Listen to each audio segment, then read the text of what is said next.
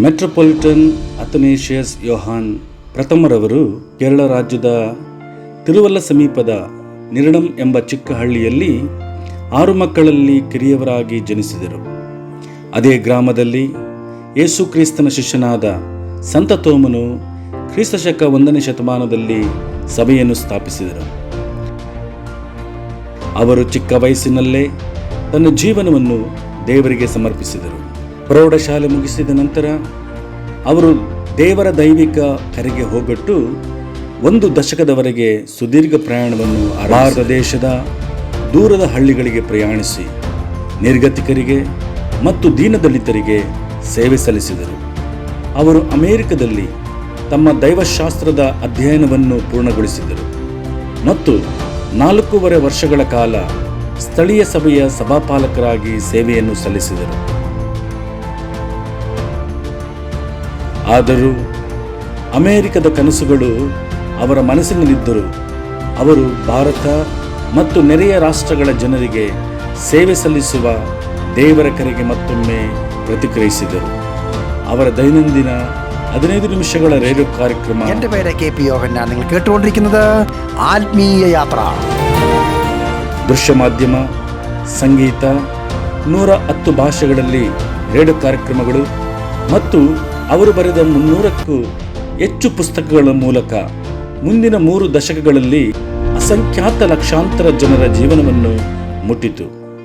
February 6, 2003ರಂದು ಅವರು ಪವಿತ್ರ Catholic ಮತ್ತು ಅಪೋಸ್ತಲಿಕ್ ಚರ್ಚಿನ ಐತಿಹಾಸಿಕ ಸಂಪ್ರದಾಯದ ಪ್ರಕಾರ ಬಿಷಪ್ ಆಗಿ ಅಸ್ತಾರ್ಪಣೆಗೊಂಡರು. ಅಪೋಸ್ತಲಿಕ್ ಉತ್ತರಾಧಿಕಾರಕ್ಕೆ ಅನುಗುಣವಾಗಿ ಬಿಲಿವರ್ಸ್ ಈಸ್ಟರ್ನ್ ಚರ್ಚಿನ ಮೆಟ್ರೋಪಾಲಿಟನ್ ಆಗಿ ಸ್ಥಾಪಿಸಲಾಯಿತು. ಅವರ ದೂರದೃಷ್ಟಿಯ ನಾಯಕತ್ವದಲ್ಲಿ ಬಿಲಿವರ್ಸ್ ಈಸ್ಟರ್ನ್ ಚರ್ಚ್ 12,000 ಸಭೆಗಳು ಮತ್ತು ಲಕ್ಷಾಂತರ ವಿಶ್ವಾಸಿಗಳೊಂದಿಗೆ ಜಾಗತಿಕ ಚರ್ಚ್ ಆಗಿ ಮಾರ್ಪಟ್ಟಿತು. ವಿಶ್ವದ 4 ಖಂಡಗಳಲ್ಲಿ ಸುಮಾರು 300 ವಿವಿಧ ಭಾಷೆಗಳನ್ನು ಪ್ರತಿನಿಧಿಸುತ್ತದೆ. ಆದರೂ ಲಕ್ಷಾಂತರ ಜನರು ಅನುಭವಿಸುತ್ತಿರುವ ಕಷ್ಟಗಳನ್ನು ಅವರು ಮರೆಯಲಿಲ್ಲ. ಯೇಸುವಿನ ಪ್ರೀತಿಯಿಂದ ಹಿಡಿತಕ್ಕೊಳಗಾದ ಅವರು ಮುರಿದ ಹೃದಯಗಳನ್ನು ಸಾಂತ್ವನಗೊಳಿಸಿದರು, ಕುಷ್ಠರೋಗಿಗಳ ಗಾಯಗಳನ್ನು ಸ್ವಚ್ಛಗೊಳಿಸಿದರು, ಮಕ್ಕಳನ್ನು ಅಪ್ಪಿಕೊಂಡರು ಮತ್ತು ಅನೇಕರು ಹೋಗದ ಸ್ಥಳಗಳಿಗೆ ಹೋದರು. ಹಿಂದುಳಿದ ಮಕ್ಕಳ ಆರೈಕೆ, ನೈರ್ಮಲ್ಯ ಮತ್ತು ಶುದ್ಧವಾದ ಕುಡಿಯುವ ನೀರಿನ ವ್ಯವಸ್ಥೆಯನ್ನು ಒದಗಿಸಿದರು. ನೈಸರ್ಗಿಕ ವಿಕೋಪ ಸಂತ್ರಸ್ತರಿಗೆ ಪರಿಹಾರ ಮತ್ತು ಪುನರ್ವಸತಿಯನ್ನು ತರುವುದು ಮತ್ತು ಮಹಿಳೆಯರ ಸಬಲೀಕರಣವನ್ನು ಒಳಗೊಂಡಿರುವಂತೆ ಅನೇಕ ಯೋಜನೆಗಳನ್ನು ನೀಡಿದರು.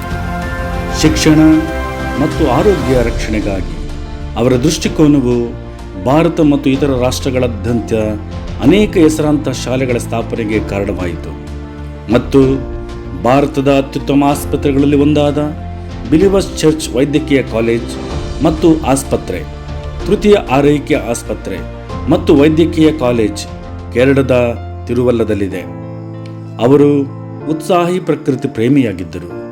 ನೀರಿನ ಸಂರಕ್ಷಣೆ ಮತ್ತು ಪ್ರಕೃತಿಯೊಂದಿಗೆ ಸಾಮರಸ್ಯದಿಂದ ಬದುಕಲು ಪ್ರತಿಪಾದಿಸಿದ ಪರಿಸರವಾದಿಯಾಗಿದ್ದರು. ಸರಳ ಆದರೆ ಅರ್ಥಪೂರ್ಣ ಜೀವನವನ್ನು ಹೇಗೆ ನಡೆಸಬೇಕು ಎಂಬುದಕ್ಕೆ ಉದಾಹರಣೆಯಾಗಿದ್ದರು. ಅವರ ದರ್ಶನ ಅಲ್ಲಿಗೆ ನಿಲ್ಲಲಿಲ್ಲ. ಅಂತಾರಾಷ್ಟ್ರೀಯ ಆಸ್ಪತ್ರೆ ಮತ್ತು ವೈದ್ಯಕೀಯ ವಿಶ್ವವಿದ್ಯಾಲಯದ ನಿರ್ಮಾಣ ಸೇರಿದಂತೆ ರುವಾಂಡಾದಲ್ಲಿ ಅನೇಕ ಸಮುದಾಯ ಪರಿವರ್ತನೆಯ ಉಪಕ್ರಮಗಳು ನಡೆಯುತ್ತಿವೆ.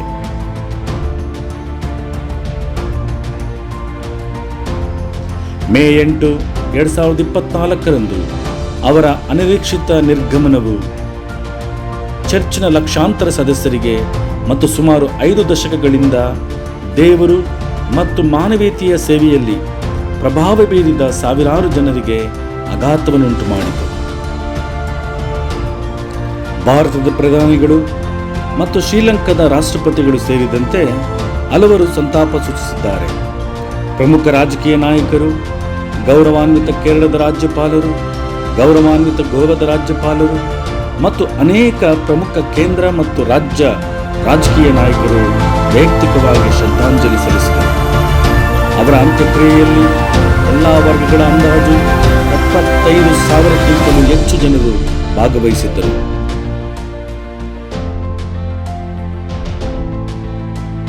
ಕೇರಳದ ಪ್ರತಿಯೊಂದು ಎಪಿಸ್ಕೋಪಲ್ ಚರ್ಚಿನ ನಾಯಕರು ಮತ್ತು ಇತರ ಧರ್ಮಗಳ ಪ್ರಮುಖ ನಾಯಕರು ಸಹಭಾಗವಹಿಸಿದ್ದರು.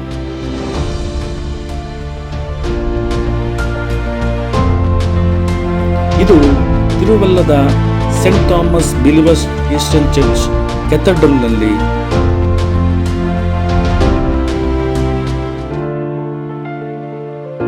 ಸಂಪೂರ್ಣ ರಾಜ್ಯ ಗೌರವಗಳೊಂದಿಗೆ ನಡೆಯಿತು. ಒಬ್ಬ ಸಾಮಾನ್ಯ ಹಳ್ಳಿಯ ಹುಡುಗನನ್ನು ದೇವರು ಹೇಗೆ ಲಕ್ಷಾಂತರ ಜನರಿಗೆ ಭರವಸೆ ಮತ್ತು ಗುಣಪಡಿಸುವ ದಾರಿದೀಪವಾಗಿ ಪರಿವರ್ತಿಸಬಹುದು ಎಂಬುದಕ್ಕೆ ಮೋರ್ ಅಂಡ್ ಮೋರ್ ಅಥನೇಶಿಯಸ್ ಯೋಹಾನ್ ಪ್ರಥಮ ಮೆಟ್ರೋಪಾಲಿಟನ್ ಅವರ ಜೀವನವು ಸಾಕ್ಷಿಯಾಗಿದೆ.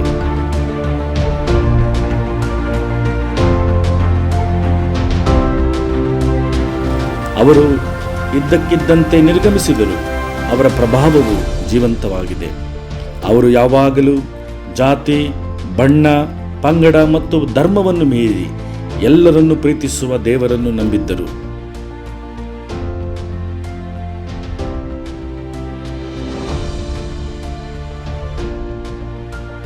ಮತ್ತು ಅವರು ನಿಜವಾಗಿಯೂ ಈ ಮಾತುಗಳಿಂದ ಬದುಕಿದರು.